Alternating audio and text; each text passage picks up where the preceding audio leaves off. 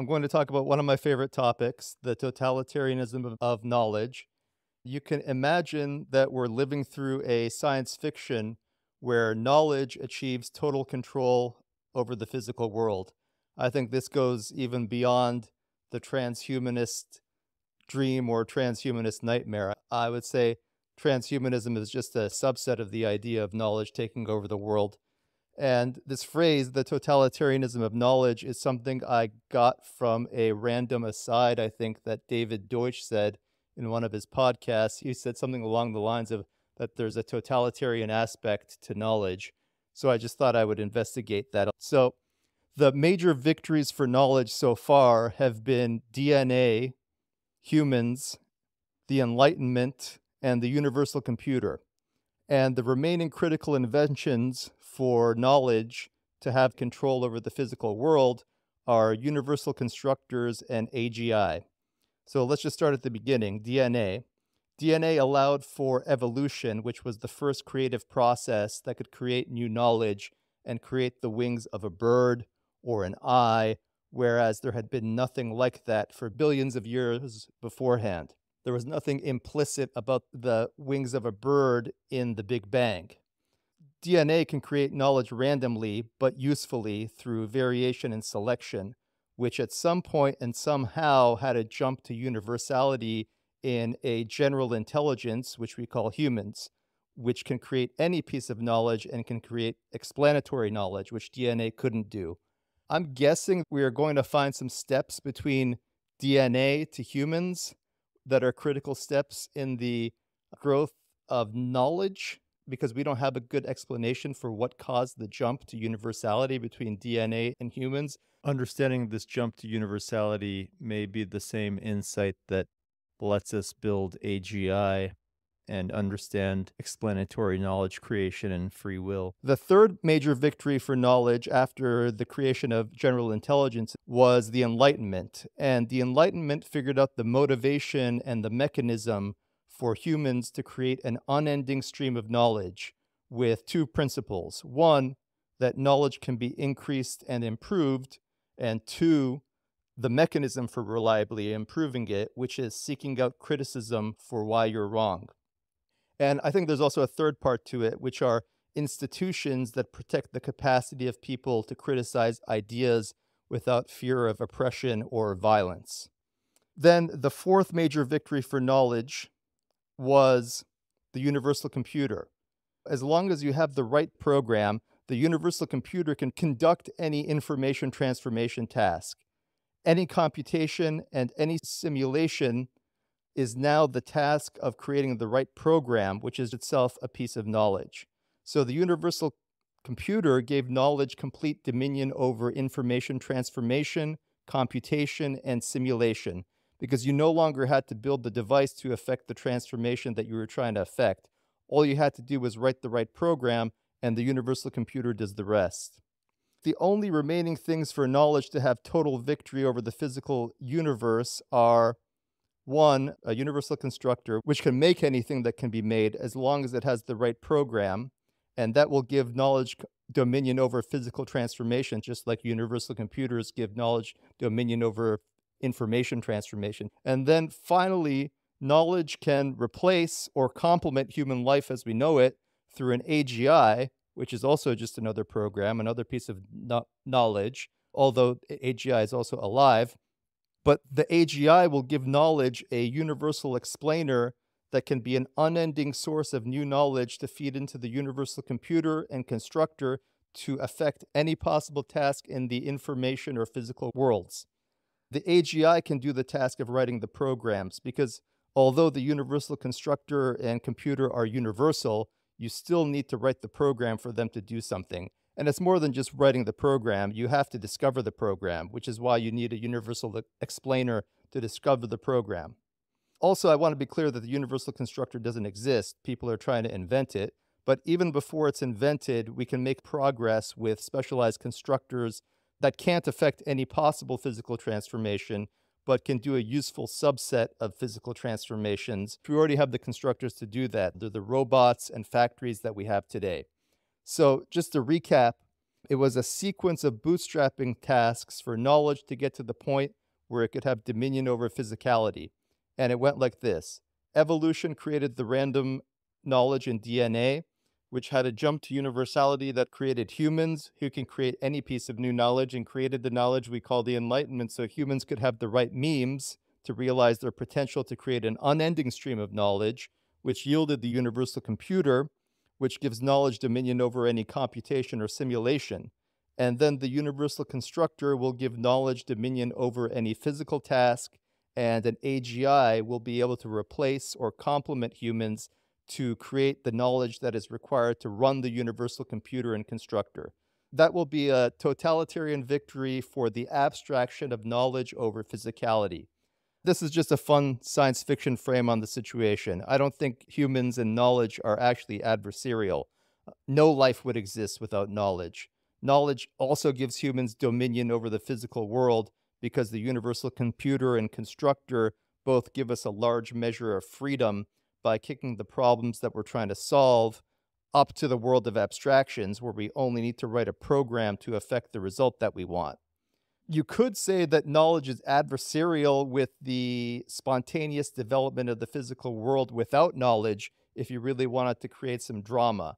So knowledge does get in the way of the spontaneous evolution of the physical world without knowledge. For example, knowledge can get in the way of an asteroid that is beaming towards Earth.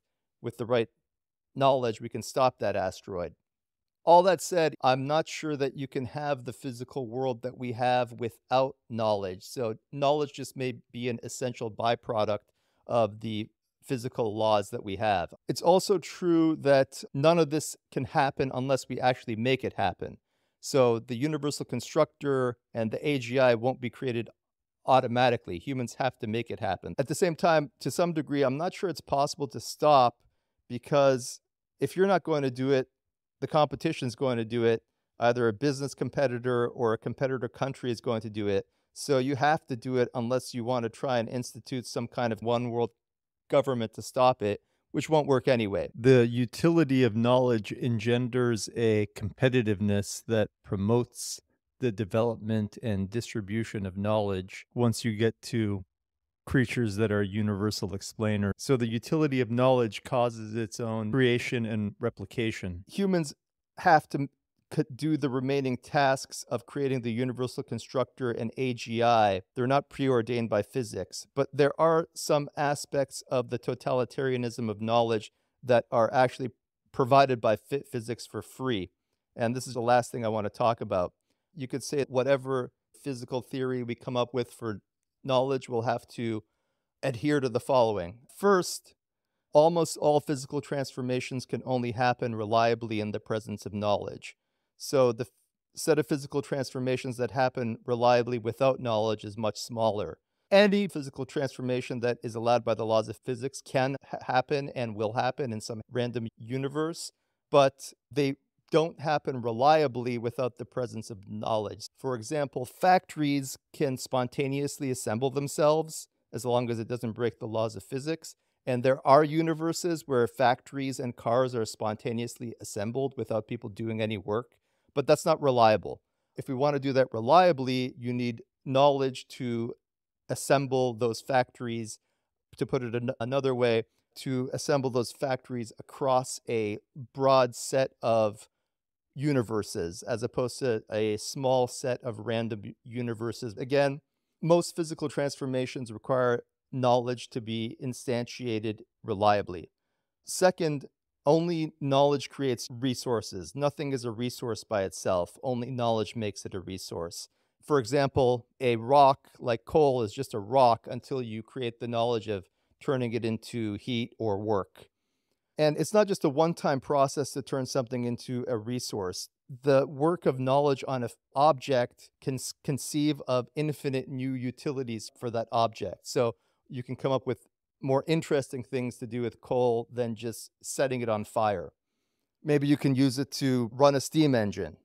Third, you can't understand the behavior of anything that is affected by knowledge without understanding that knowledge. In the case of humans, you actually can't understand humans unless you understand everything, because humans can create knowledge about everything, and that knowledge can affect their behavior. In general, you have to understand the totality of knowledge to understand the behavior of any universal explainer like a human or an AGI. If you read the beginning of Infinity, David Deutsch explains this through the example of the champagne bottle in the fridge in the laboratory for the search for extraterrestrial intelligence. So these last three bits of totalitarianism are universal truths about knowledge that are provided by physics in any universe where knowledge exists. They're not part of the science fiction story, which relied on phenomenon like DNA or the creation of humans, which I don't think are preordained by physics. So just to repeat them, most physical transformations can only happen reliably in the presence of knowledge. Second, only knowledge can turn things into resources. And then 3, you can't understand anything without understanding all of the knowledge that can affect it. That's it. I hope we have some questions. In academia, sometimes they're nonsense studies that are published because I'll just give an example. So the idea that parenting has no effect on life outcomes is nonsense, but it's a very popular idea in academia. To me, that's connected with your last thought, which is that you'd have to know everything about everything to make that call.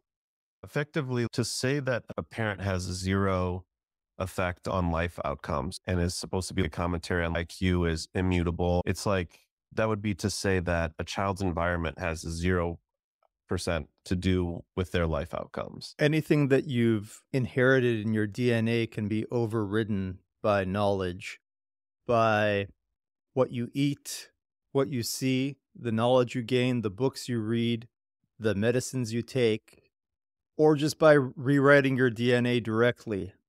So I don't think it makes sense to say that parenting doesn't have effect on life outcomes. Let's say your IQ or your height is hereditary. You can override that with knowledge. If there's a study that says IQ is hereditary, first, IQ is just some test.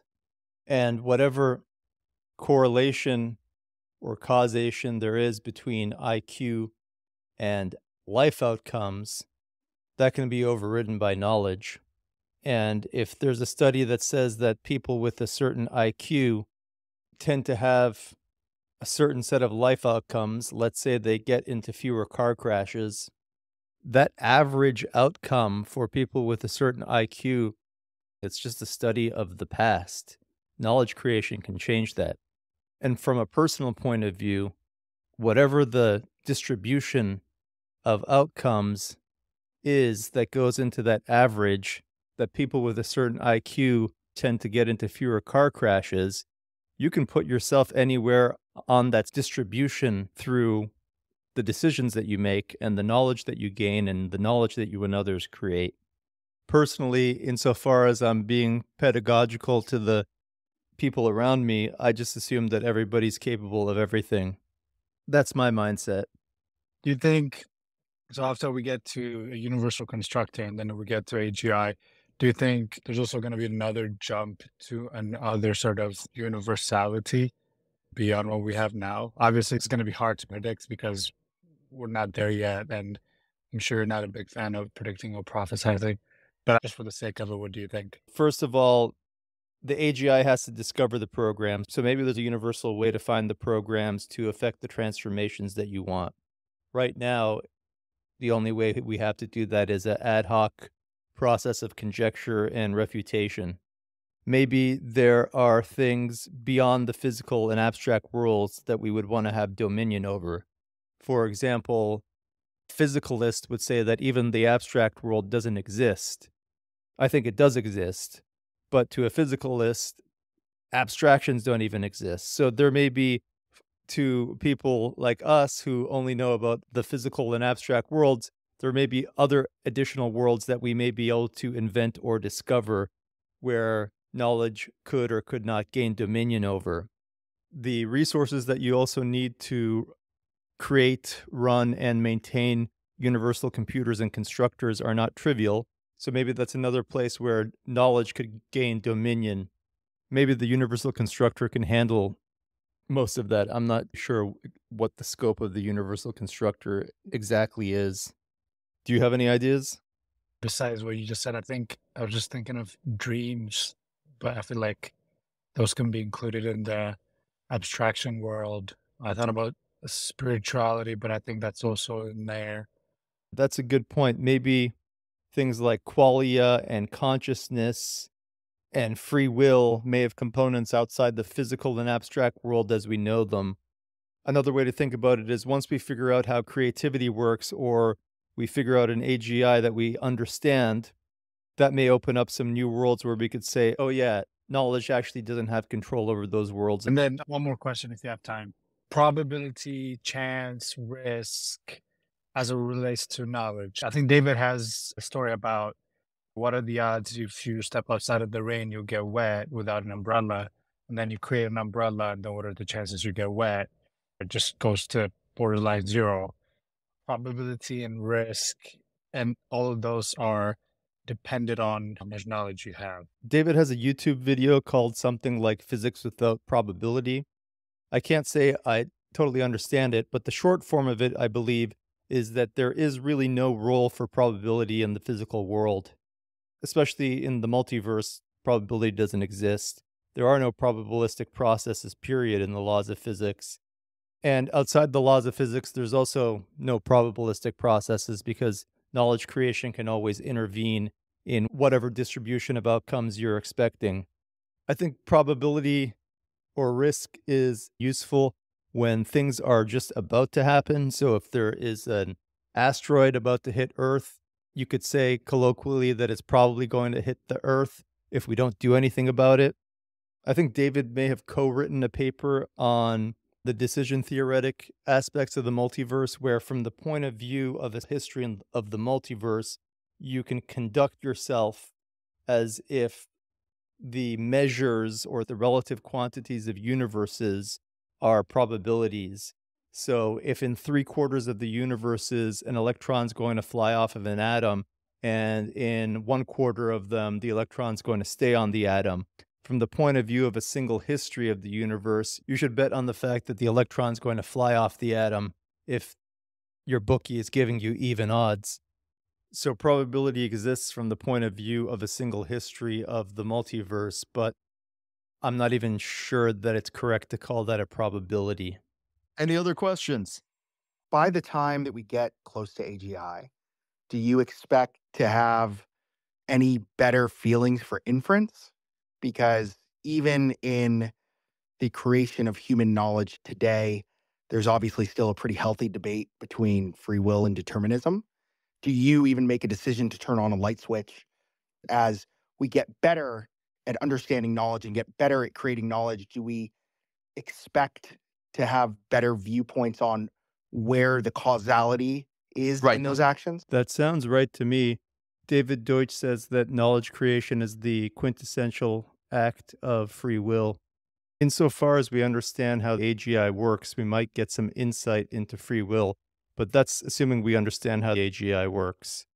But we might just grow the AGI or train it in a way where we don't really know how it works. The idea that the determinism of physical laws plays a strict role in human decision-making and free will is a chauvinism for physical laws.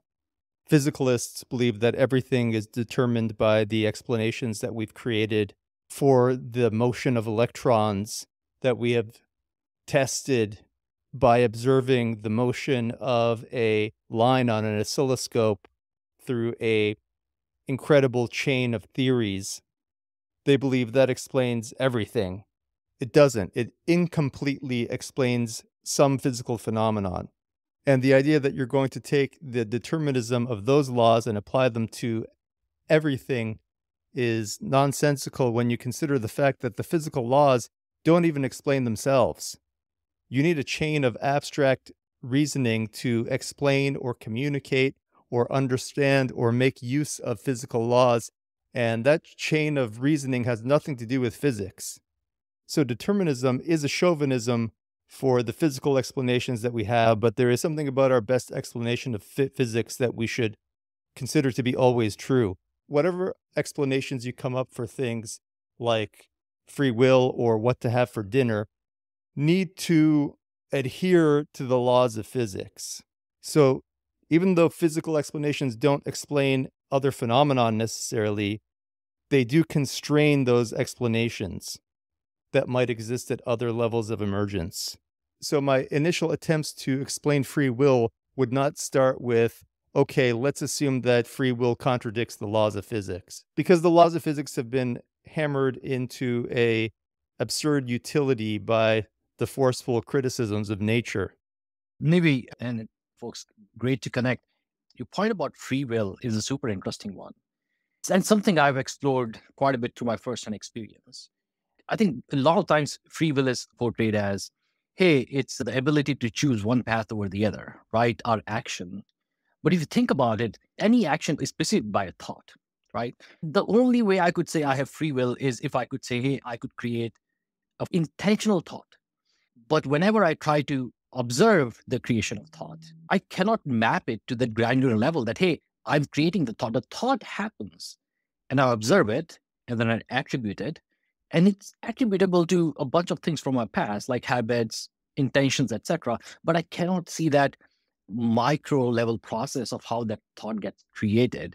It seems like it's affected by things from the past, but still it leaves the question, is it really the thought that I created, or somehow it got created based on some circumstances by my past or my environment? If I was going to critique what you're saying, I would say that you are trying to assess the act of knowledge creation by your interoception of your internal processes, which is just a fancy word for saying whatever feelings you have about your internal processes or whatever qualia you have about your internal processes. It's probably not the best way to assess knowledge creation. That's like trying to assess how DNA works by interocepting and trying to feel how it works inside your body. It's less about analyzing the DNA, which is a physical phenomena. I'm trying to figure out what mechanisms do we have other than our observation for analyzing our experience, right? We have lots of tools to assess our experience, whether that's thinking, running experiments, using tools outside of our body like pencil, paper, and computer and MRIs. So you're saying you can do a brain scan and see certain physical things happening and you would associate it to a thought. Let me give you another example. Darwin figured out how the only other kind of knowledge creation that we have in the world, which is the knowledge creation of evolution, he figured out how that worked even before we knew that DNA existed. So he figured that mechanism out before we even knew about the physical structure for it. And he did that through conjecture. To solve your problem of where ideas come from will require a conjecture at some point.